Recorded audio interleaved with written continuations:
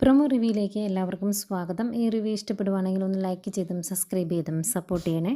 അപ്പോൾ കാര്യങ്ങളൊക്കെ എല്ലാവരും അറിഞ്ഞു. നയന ആകെ വിഷമത്തിലാണ്. നയന ഇവിടുന്ന് ആദർശിനെ വിളിക്കുന്നുണ്ട്. എന്നിട്ട് കാര്യങ്ങളൊക്കെ അറിഞ്ഞു. അവിടെ എന്താ ആദർശേട്ടാ സംഭവിച്ചത് എന്നിങ്ങനെ ഭയങ്കര വിഷമത്തോട് ചോദിക്കുമ്പം ഞാനെല്ലാം അവിടെ വന്നിട്ട് പറയാമെന്നാണ് ആദർശ് പറയുന്നത്.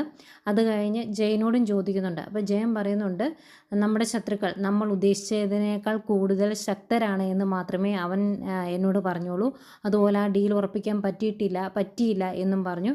വേറെ ഒന്നും പറഞ്ഞില്ല എന്ന് ജയനും പറയുന്നുണ്ട്. പിന്നെ കിട്ടിയ അവസരത്തിൽ ജലജ ജാനകിയെ ഒന്ന് ഇളക്കി വിടാൻ നോക്കുന്നുണ്ട്. ജാനകിയുടെ അടുത്ത് നിന്നിട്ട് പറയുവാണ്, ആദർശ് അവൻ്റെ കഴിവ് തെളിയിച്ചുകൊണ്ടിരിക്കുകയാണ്. ദുബായിൽ അവൻ്റെ കഴിവ് തെളിയിച്ച് അവിടുത്തെ ബിസിനസ് എല്ലാം പൊട്ടി. ഇപ്പോൾ മുംബൈയിലും ഇങ്ങനെ പോയിട്ടുണ്ടെങ്കിൽ നമ്മളുടെ ഷെയറൊക്കെ മുകളിലേക്കായിരിക്കുകയല്ല, ഇനി എന്നും താഴേക്കായിരിക്കും പോകുന്നത് എന്നൊക്കെ ജലജ പറയുന്നുണ്ട്. അതുപോലെ മോൾക്ക് പറ്റുന്ന പോലെ അവന്തിക നയനോട് പറയുവാണ്, ഇനിയിപ്പോൾ എന്താ ചെയ്യാൻ പറ്റുന്നത് എന്നറിയത്തില്ല. ആദർശേട്ടൻ എന്ത് സംഭവിച്ചുകൊണ്ടാണ് ഡീൽ ഉറപ്പിക്കാൻ പറ്റാതിരുന്നത് എന്നും അറിയില്ല. ഇനി ഇതിൻ്റെ പേരിൽ മുത്തശ്ശൻ എന്തെങ്കിലുമൊക്കെ ആക്ഷൻ എടുക്കുമോ ആദർശേട്ടൻ്റെ പേരിൽ, അതും സംശയമാണ് എന്നൊക്കെ പറഞ്ഞിങ്ങനെ നയനെ ചൂടുപിടിപ്പിക്കുന്നുണ്ട്. എന്നിട്ട് പറയുന്നുണ്ട്, നമ്മുടെ നാട്ടിൽ മൂർത്തി ജ്വല്ലറിക്ക് എന്തെങ്കിലും സംഭവിച്ചിട്ടുണ്ടെങ്കിൽ അത് മുത്തശ്ശൻ സഹിക്കില്ല എന്നൊക്കെ പറഞ്ഞിട്ടങ്ങ് പോവാണ്. നയനെ ആകെ ടെൻഷൻ ആവുന്നുണ്ട് ഇതൊക്കെ കേൾക്കുമ്പോൾ. എന്തായാലും ഇതൊക്കെയാണ് പ്രമോ ആയിട്ട് കാണിച്ചത്.